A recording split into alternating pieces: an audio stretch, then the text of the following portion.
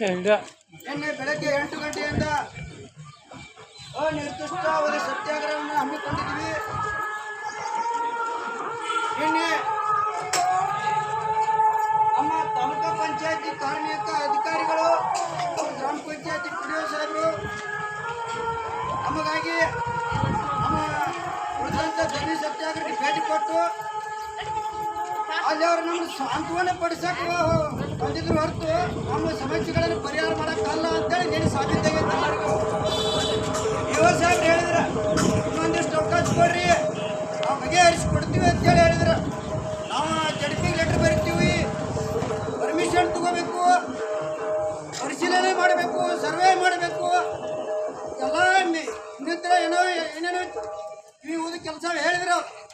ಸಣ್ಣ ಮಕ್ಕಳಿಗೆ ಹಂಗೆ ಆಟಲಿಕ್ಕೆ ಸಾಮಾನು ಕೊಡಿಸ್ತೀನಿ, ನಿಮ್ಗೆ PP ಕೊಡಿಸ್ತೀನಿ ಅಂತದ್ದು ಹೇಳ್ತಾರಲ್ಲ, ಹಂಗೆ ನೀನು ಯುವ ಸಾಹೇಬ್ರು ನಮ್ಗೆ ಹೇಳ್ಯಾರ. ಅದಕ್ಕೆ ನಾವು ಅವರ ಆರ್ಡರ್ ಮಾಡಿದಂಥ ಆರ್ಡರ್ನ ಅವ್ರಿಗೆ ಗಮನಕ್ಕಿಲ್ಲ ಅಂದ್ರೆ ಇವು ಅಲ್ಲ ಬಂದು ನಮ್ಮನ್ನ ಏನು ಸಮಾಧಾನ ಮಾಡ್ತಾರೋ ಅನ್ನೋಂಥದ್ದು ನಾವು ತಿಳ್ಕೊಂಡು ನಿನ್ನೆ ಹೋರಾಟ ನಾವು ಕೈ ಬಿಟ್ಟಿಲ್ಲ. ಇವತ್ತು ಮುಂದಾಗೈತಿ. ಇವತ್ತು ಅದ ಮಡ್ಡಿ ಪ್ಲಾಟ್ದಿಂದ 2 ಕಿಲೋಮೀಟರ್ ವಯೋವೃದ್ಧರ ಮುದುಕರು ಎಲ್ಲರೂ ನಡ್ಕೊತ ಬಂದಿವೆ. ಅದಕ್ಕೆ ನಮ್ಮ ಧರಣಿ ಸತ್ಯಾಗ್ರಹಕ್ಕೆ ನ್ಯಾಯ ಸಿಗಬೇಕಾದ್ರೆ ಇವತ್ತು ನಮ್ಮ ಮೂಲಭೂತ ಸಮಸ್ಯೆಗಳು ಏನಿದಾವೋ ಒಂದು ಪಟ್ಟಿ ಮಾಡಿದ್ವಿ, ಪಟ್ಟಿಗೆ ಸಮಸ್ಯೆ ಕೊಡಬೇಕು. ಆದ ಕಾರಣ ಅನೇಕ ತಾಲೂಕು ಪಂಚಾಯತಿ ಅಧಿಕಾರಿಗಳು, ತಹಸೀಲ್ದಾರ್ ಸಾಹೇಬರು, ಗ್ರಾಮ ಪಂಚಾಯತ್ ಪಿಡಿಒ ಸಾಹೇಬರು ಎಲ್ಲರೂ ಇವತ್ತವ್ರ ನಮ್ಗೆ ಪರಿಹಾರ ಕೊಡುತ್ತೀನಿ ಅಂತೇಳಿ ಒಂದು ಖಂಡಿತ ಭರವಸೆ ಲೇಖಿ ಮುಖಾಂತರ ಕೊಟ್ಟರೆ ಇವತ್ತು ಹೋರಾಟಕ್ಕೆ ಬಂದು ಮಾಡ್ತೀವಿ. ಇಲ್ಲ ಅಂದ್ರೆ 8 ದಿನ ಆದ್ರೂ ಇನ್ನೂ ಮುಂದುವರೆದೈತಿ. ಅವ್ರು ಬರೀ ಚಾಕ್ಲೇಟ್ ಕೊಟ್ಟು ಕೆಲಸ ಮಾಡೋದು ಬೇಕಾಗಿಲ್ಲ. ನಮಗೆ ಒಮ್ಮೆ ಪರಿಹಾರ ಕೊಡ್ರಿ, ಉದ್ದಾರ ಕೊಡಕ್ಕೆ ನಾವು ಒಂದು ತಿಂಗಳು ಟೈಮ್ ತಗೋರಿ. ಕರೆಂಟ್ ಕೊಡಕ್ಕೆ 7 ತ್ರಾಸ ಆಗದಂತ ಕೇಳಿವಿ ನಾವು ನಿಮ್ಮನ್ನ. ಬರೀ ಕರೆಂಟ್ ಹುಡ್ಕಾಯಿ ಕೊಡಕ್ಕೆ ತಯಾರಿಲ್ಲ. ಇವತ್ತು ಸರ್ಕಾರ ಫ್ರೀ ಇಟ್ಟೈತೆ. ಸರ್ಕಾರ ಕರೆಂಟ್ ಫ್ರೀ ಇಟ್ರು ಇವತ್ತು ಕರೆಂಟ್ ಕೊಡಂಗಿಲ್ಲ ಅಂದ್ರೆ ಇವತ್ತು ಸರ್ಕಾರಕ್ಕೆ ಅವಮಾನ ಮಾಡಾಕತ್ತಾರೆ. ಇವತ್ತು ತಾಲೂಕಾ ಅಧಿಕಾರಿಗಳು ಇಷ್ಟೆಲ್ಲ ಕೇಳಕತ್ರು ನಾವು ಏನೋ ಒಂದು ಅವ್ರು ಏನೋ ಮಾಡಾಕತ್ತಾರು. ಅವ್ರು ಕುಡ್ದಾಗ ಅವ್ರು ಮಾಡಲಿ, ಏನೋ ಆಗಲಿ, ಹೌದಿಲ್ಲ ಅನ್ನೋವಂಥದ್ದು ಅವ್ರು ತಿಳ್ಕೊಂಡಿರ್ಬೋದು. ಒಮ್ಮೆ ಸಿಡಿದಾದ್ರೆ ಇವತ್ತು ಬರೀ ಜಲಕ್ಕೆ ಕೊಟ್ಟಿವಿ. ಇವತ್ತು ಇನ್ನು ಏನಾದ್ರು ತಾಳ್ಮೆ ಕಳ್ಕೊಂಡಿವಿ ಅಂದ್ರೆ ಅಧಿಕಾರಿಗಳು ಇವತ್ತು ಹೊರಗೆ ಹೋಗೋಕ್ಕಾಗೋದಿಲ್ಲ ಅನ್ನೋಂಥದ್ದು ಖಂಡಿತವಾಗಿ ಹೇಳ್ತೀವಿ. ಅದಕ್ಕಾಗಿ ಏನೇ ಹಿರಿಯ ಅಧಿಕಾರಿಗಳು ನಮಗೆ ಇವತ್ತು ಬೆಳಗ್ಗೆಯಿಂದ ಮಾತಾಡ್ಯಾರು. ಶಾಂತ ರೀತಿಯಿಂದ ಮಾಡೋಣ ಅಂತೇಳಿ ಇಲ್ಲಿವರೆಗೆ ತಾಳ್ಮೆ ಕೈಕೊಂಡಿವಿ ನಾವು. ಆದರೆ ಆ ತಾಳ್ಮೆಗೆ ನೀವು ಪ್ರತಿಫಲ ಕೊಡ್ತಾ ಇದ್ರೆ ನಾವು ಹೋರಾಟ ಇದು ಮುಂದುವರಿಯಾಗ್ತೈತಿ. ಇನ್ನೂ ಇದಕ್ಕಿಂತ ಪ್ರಭಾವ ಬೀರ್ತೀವಿ. ನಾವು ಹೇಳ್ತೀವಿ, ಗ್ರಾಮ ಪಂಚಾಯತಿ ಕಿನಿನೂ ಆಗ್ತೀವಿ. ನಮ್ಮ ಮೇಲೆ ಎಷ್ಟು ಮಂದಿ ಮೇಲೆ ಕೇಸ್ ಹಾಕ್ತಾರೆ ಆಗಲಿ. ಆ ಪೊಲೀಸ್ ಡಿಪಾರ್ಟ್ಮೆಂಟ್ದವ್ರಿಗೆ ಹೇಳ್ತೀವಿ, ನೀವು ಎಲ್ಲರೂ ವಿಡಿಯೋ ಮಾಡ್ತಾರೆ, ಕೇಸ್ ಹಾಕ್ರಿ. ಅದಕ್ಕೆ ಯಾರಿದ್ದೀವಿ?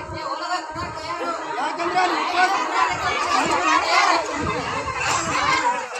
ಅಲ್ಲಿ ಕತ್ತಲಾಕೊಂಡ್ರದು ಅಲ್ಲಿ ಬೆಳಕಿನಾಕೊಂಡ್ರು, ಇಲ್ಲಿ ಕತ್ತಲಾಕೊಂಡ್ರದು ಉಪವಾಸಕೊಂಡ್ರದು ಅಲ್ಲಿ ಬೆಳಕುನೂ ಇರ್ತೈತಿ. ನಮ್ಮ ಊಟನೂ ಕೊಡ್ತಾರೆ. ಯಾರು ಏನು ಎದುರಿಸಬೇಕಾಗಿಲ್ಲ. ಕೇಸ್ ಯಾರು ಹಾಕ್ತಾರ ಅದಕ್ಕೆ ನಾವು ಯಾರಿದ್ದೀವಿ.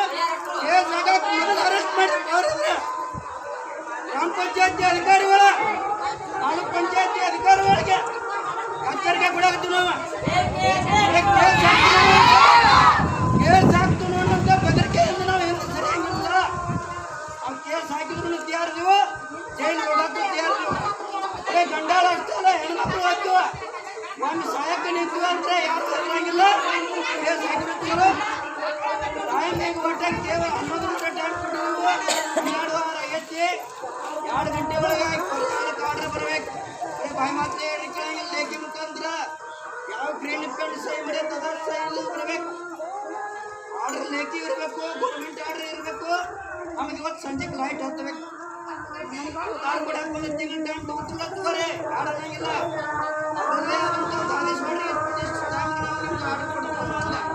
ಆರ್ಡರ್ ಕೊಡ್ತೀವಿ ಅನ್ನೋಂಗ ಒಂದು ಲೇಖಿ ಮುಖಾಂತರ ಕೊಡ್ರಿ. ಕೊಡೋದೇ ಇಲ್ಲ ಅಂದ್ರೆ ನೀವು ಏನು ಕೇಸ್ ಹಾಕ್ತಿಲ್ಲ ಅದಕ್ಕೆ ಕೇಳಿದ್ರು ನಾವು 2 ಗಂಟೆಗೆ ಸರಿಯಾಗಿ 2 ಗಂಟೆಗೆ ನಮ್ಗೆ ಪರಿಹಾರ ಸಿಗದಿದ್ರೆ ಕಿರಿ ಆಗ್ತು ಗ್ರಾಮ ಪಂಚಾಯತಿ ಕೇಸ್ ಹಾಕಿದ್ರೆ ಏನು ಬೇಕಾದ್ರೆ ಈಗ ಹಾಕ್ರಿ. ಅವ್ರು ಯಾರು ಅಲ್ಲಿಗೋದಕ್ಕೆ ಇವತ್ತು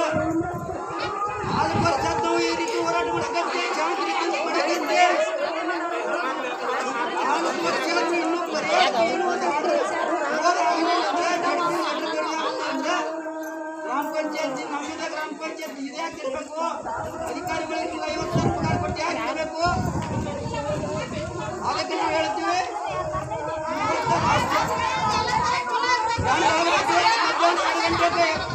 ಮಧ್ಯಾಹ್ನ 2 ಗಂಟೆಗೆ ಪರಿಹಾರಕ್ಕೆ ಆರ್ಡರ್ ಆಗಲಿಲ್ಲ ಅಂದ್ರೆ ನಾವು ಕಿಲಿ ಹಾಕ್ತೀವಿ. ಇದು ಶಬ್ದ ಅಂತ ಹೇಳಾಗುತ್ತಾನೆ.